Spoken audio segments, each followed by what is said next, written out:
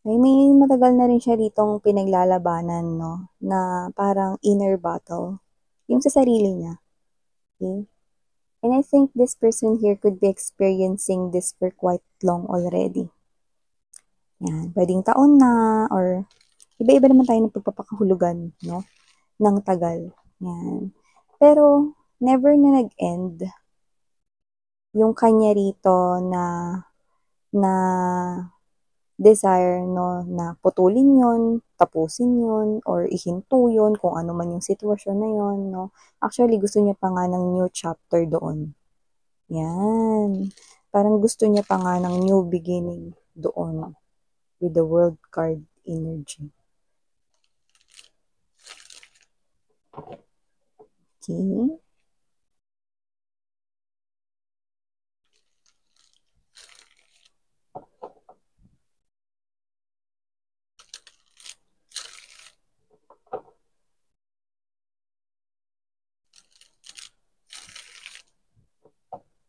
Okey. Yun na nga, yung iba nasa airport ngayon, ingat-ingat mga babes 'no. Yan, may nakita tayong baka may mga pupunta ng airport ngayon or may flights, ingat 'no.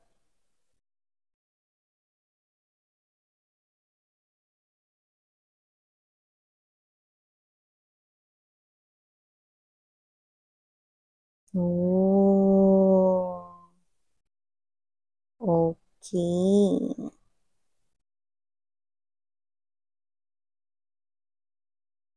Oh,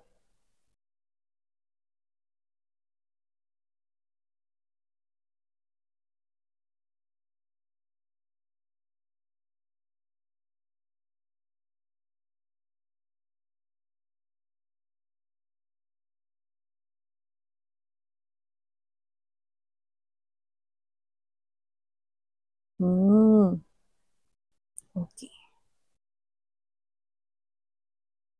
Ayun 'no, yun 'no. Mamaya sabihin ko sa inyo 'no kung ano yung mensaheng nakuha ko dun mga babes 'no. Pero before that, okay, let me just greet everybody. Hi and hello there newbies, new subscribers. Ako po si and welcome to Loy. At sa mga returning viewers and subscribers na sumusuporta sa akin since day one, thank you so much sa inyong walang sawang suporta. So wala po tayo ditong gender, bahay, lalaki, LGBT, lahat kayo welcome. Pwede nyo rin pong i-flip yung roles if you want. And at the end of the day, always have your free will with you na free nyo rin namang gamitin anytime, anywhere. So yeah, I do see that there is someone here na ikaw pa rin. Yan, no? You know, I remember that song. You're still the one that I love, the only one I dream of. Yeah, see? You're still the one, no? You're still the one na gusto pa rin niya. You're still the one, no? Na, na hinahangad niya dito. Yan, no? Kung papansin mo mga babes, no? We have here the Nine of Pentacles energy, Ace of Cups, no? These are all the phases of the moon. Ibig sabihin, no? Kahit na lumipas na yung mga araw, panahon, oras, okay? Ganito ka pa rin niya tingnan. Yan o, kasing lagkit mga babes no, ng biko. So whoever this guy or this girl right here, this looks like ikaw pa rin talaga. You're still the one. Yan ang sinasabi ng kanya ritong puso. No? Hindi ka pa rin nagbabago, wala pa rin kupas. Ikaw pa rin ang pinakamaganda sa lahat. Ikaw pa rin yung pinakaangat sa lahat. Ikaw pa rin yung nagpapatibok ng puso niya. Maaring kayo ay magkita rito sa isang okasyon, selebrasyon. Pwede rin naman na event, gathering, or anuman, no? So, pwede rin birthday, pwede rin naman kasal, pwede rin naman kahit na anong occasion. Pero kung sino man tong energy na to, no, this person here, yeah, this person here might be already nagustuhan ka niya, pwedeng 2 taon na, mga ganyan, no? Pero ang tanong niya rito, no, hanggang tingin na lang ba ako? Nine of Wands energy to the Page of Wands, no? Kailan ba parang matatapos yung ganitong klase ng sitwasyon na hanggang tingin lang ba siya? Yan, no? So, ibig sabihin mga babes, no, I'm getting that particular kasabihan, no? Yung parang, you seem so near yet so far. Yan, no? Parang kanta lang ni Ate Reg, diba? You seem so near yet so far. I hope and pray. Yan, no? I hope and I pray, no? Ano ba yung you seem so near yet so far? Parang nakikita ka niya, malapit ka lang, pwedeng isang tao lang yung pagitan ninyo sa upuan, no? Or ilang hakbang lang yung layo niya sa'yo. Parang kahit ang lapit mo na nakikita ka niya, no? Or kung saan ka mo niya nakikita, pwedeng sa social media, no? Alam mo naman, uso ngayon yung pag-zoom ng screen, no? Or pag nanonood tayo, di ba, sa mga Netflix, no? Viu, mga ganyan. Di po ko endorse yan ng mga yan, no? So, pwede nating ilapit, no? So, parang either meron kang social media, no? I think yes, may pinafollow ka niya sa mga social media mo rito, no? Kasi this person here is in love with you. Yan. Yung iba nakikita kayo ng personal, pero kahit ang lapit-lapit ninyo, parang ang layo-layo niyo pa rin. Kasi nga, this person here, gusto niya rito ng relationship, commitment sa'yo, no? Meron siyang feelings sa'yo. So, hindi lang siya rito isang bystander, no? Ayaw niya ng parang isa lang siya rito na panauhin sa buhay mo. Ayaw niya na isa lang siya rito na bystanders or napadaan lang, no? So, nakita ko dito na kung sino man tong energy na to, ayaw niya yung nakatingin lang siya sa'yo sa isang tabi. Kundi gusto niya rito ng isang romantic na relasyon sa'yo, no? So, parang siya ito mga babes, no, na parang isa ka that with the 7 of Coins energy and there's the star. Isa ka rito na parang klase ng bituin na mahirap maabot. Okay? Parang gustong-gusto ka niya pero hindi ka niya makuha. Hindi siya makontento na nakikita ka lang niya. Kaya nga you seem so near yet so far. Yan, no? So, kasi naman tong energy na to, hindi niya rin alam kung ano pa, sasabog na daw yung dibdib niya rito, Miss Yan, tulungan mo siya. Yan, no? Parang ganun yung hinihingi niyang tulong sa akin, no? Na parang, Miss Yan, tulungan mo naman ako dito sa sitwasyon ko na to with your collective. Yan, no? Collective! Paano ba to? Sasabog na daw yung dibdib niya rito. Hindi naman ako surgeon. Hindi ko rin naman kayang pagalingin ang kanya ritong puso. No? So, nakita ko dito mga babes, no? Dito natawa ako, no? Sasabihin ko na sa inyo. Di ba kanina, nung nakita ko yung bottom of the deck, no? Kung maalala ninyo, no? Natawa ako dyan. Kasi with the 8 of Wands energy, the Devil, and the Knight of Pentacles energy, this person here, meron siyang gustong sabihin sa'yo. Kasalanan mo, collective, kung bakit siya nahulog sa'yo. Kasalanan mo kung bakit siya nababaliw ngayon sa'yo. Kasalanan mo kung bakit daw siya nagkakaganito ngayon. So, kasalanan mo. Yan. Kasalanan mo. Pero don't get me wrong. Hindi siya galit sa'yo. It's just that this person here, okay, hindi niya alam yung gagawin on how to do something about sa kanyang sariling emotions and feelings. But he or she wants reciprocity from you. Yan, no? Alam mo, wala ka namang ginawang kasalanan. Yan, no? Wala ka namang kasalanan dito. Ang tanging kasalanan mo lang dito is yan. Ikaw mismo. Yung pangiti-ngiti mo na yan. Yung mga pagtingin-tingin mo na yan, no, yung mga mata mo, yung labi mo, alam mo, gustong-gusto ka niya rito, no, alam mo sa pinapahiwatig niya sa akin dito, para ka talagang isang napakagandang nilalang, no, lalo na sa iyong kita, lalo sa iyong panlabas na kaanyuan. So, maaring, okay, para kang tila isang diyosa or isang individual kung saan posibleng yung itsura mo or yung physical appearance mo is you are very good looking. You're so attractive. Okay? You are someone here who appears to be sexy. Nakita ko rin yun dito, no? Hindi ko mawawala na sabihin sa inyo rito na may mali siya pag tinitingnan niya kayo rito, no? May pagnanasa sa inyo. Oh, nakita ko yun dito. Ayan, no? Yan, no? Kasama yan sa pagiging in love, no? Yung ganong klase ng energy. But this person here is someone that will respect you. Ano, yung ganon. So, nakita ko dito, no, na this person here, matagal-tagal ka na rin niyang gusto. Matagal-tagal ka na rin niyang tinitingnan. Okay? At kahit na ang lapit mo lang, ang layo-layo mo pa rin daw. No? Well, I must say, okay, that whoever this individual is, no, malakas na nga talaga yung tama niya sa'yo rito. Okay?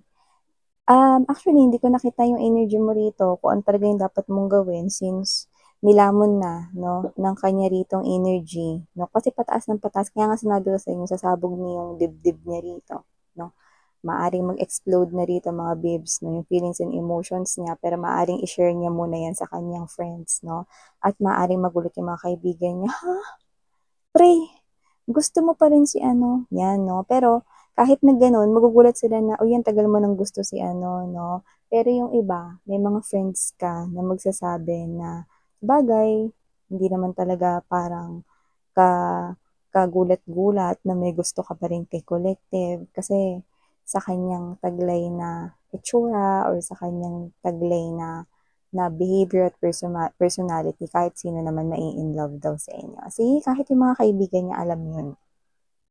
Kahit yung mga pinsan or mga nakapalibot sa kanya, alam yun. No?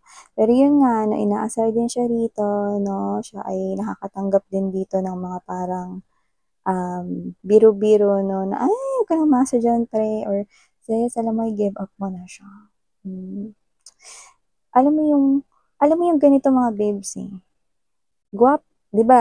Sabihin natin sa Pilipino, may gwapo, mas gwapo, pinakagwapo. Diba?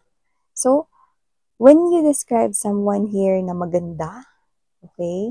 Maganda lang, diba? Okay? Sinabi na, oh, hindi lang kasi normal yung maganda, diba? Pero yung sabihin na, sinabi mo kasi maganda siya eh. Pero hindi mo naman sinabi sa akin na sobrang ganda pala niya sa personal. Yan o, may ganun tayo rito nakukuha. No? So, kung sino man tong energy na to, okay? I think the people also around him or her also know na iba talaga, no? Yung taglay mo, ganda. In short, mga babes, no, mahirap makalimutan ang isang kagaya mo, no? Lalo na yung ganyan, wala ka namang kasalanan, no? Yung pangiti-ngiti ka lang, tapos ikaw to na nakikipag-usap ka lang sa iba, no? Yung mga ngiti mo, mga tingin mo, no? Kahit yung mga paglingon mo sa kaliwa kanan, no? Kahit yung mga simpleng naglakad ka lang, no? In love na siya sa'yo rito, no? So, nakita ko rito na kung sino man tong individual na to, magpapatuloy po siyang ganito. At kahit naman, mga babes, no, inalalapit niya na to, ito lang talaga yung kaya kong gawin, no, sa kanyang puso, no, ang sabihing, fighting! Kasi hindi ko naman nakita rito yung inyong pinaka-reaction, no, about this person here. Pero, kung meron tayong little reaction na posibleng makuha from you guys, is that this is you, no, na kung sakali mang sabihin niya sa'yo ng harapan or personal or pabiruman, no, nakasalanan mo kung bakit gustong gusto ka niya. Yan, no. Pwedeng ang masabi mo lang ay, huh? Huh? Yan, no, ganun lang, no? So, parang whatever the case may be, this is you. You do not know what's really going on into this person's mind, no? Sasabog na yung mind niya rito, tsaka yung heart niya rito, mga babes, no? So, this person here, I think, sobrang in love siya sa'yo. Yan, no? Alam mo yung ano, from the very first day na nakita niya kayo, no? He or she already knew that you are the one. That's why you're still the one. Yan, no? Ay, ang gagawin ko sa taong to. Una sa lahat, huminga ka ng malalim. Yan, no? Yung una kong masabi sa kanya rito, no? At mag-isip ka ng paraan. Kasi nga, kung gusto mo talaga na magpapansin sa mga nakshis ko at sinasabi mo rito, no, na tinatanaw mo lang sila sa malayo, ay bakit hindi ka gumawa ng paraan? Okay? Kausapin mo siya, wala ka bang bibig? Ibuka mo ang bibig mo at makipag-usap ka sa mga obnoxious ko. Yan, no? Siguro yun ang mapapayo ko sa kanya dito, no? Ikaw kasi, no, collective, nakikita ko dito, mahal, na ikaw yung klase ng energy na, alam mo yung effortlessly, natural lang talaga yung ganda mo. Hmm? Yung pagiging cheerful mo and charismatic, tingin ko yun yung mas nagpapa-attract lalo sa taong ito. Bonus na lang na ikaw ay naturally beautiful or naturally na handsome. Okay? Hindi kasi kayo dinidescribe dito bilang maganda lang or gwapo lang. No? Alam mo yung pag dinescribe kayo rito, kunwari may isang person na nag-describe sa inyo, maganda siya, gwapo siya. Yan, no? Pero pag nakita kayo sa personal, no, parang siya to nasasabihin niya dun sa nagsabi sa kanya na, huy, hindi mo naman sinabi na sobrang ganda pala niya. Sabi mo maganda lang. Yan, no? O hindi mo naman sinabi na sobrang gwapo niya pala. Sabi mo gwapo lang. Yan, no? Ibig sabihin, your face is really out of this world. Ibig sabihin, you look like someone here na panghihinayangan ng iba. Yun, diba? So, iwan ko sa inyo to kasi kayo naman dapat yung maging responsable dyan dahil una sa lahat na naman ang kinalaman dito, binabasa ko lang yung energy ng person na to sa inyo. So, bahala na kayo. Pinabayaan. So, yun yung mga babes, no? This person right here is going crazy over you and I think wala ka naman talagang dapat gawin dito. So, hayaan mo lang siya. Okay? Alam mo, pag nagpatuloy ito, posibleng tumayo siya dyan, no? Sa kanyang sitwasyon at gumawa siya ng action. Yan. So, thank you so much mga babes, no? Muli ako po siyan. Sarang Hiya, Love and Light. And now,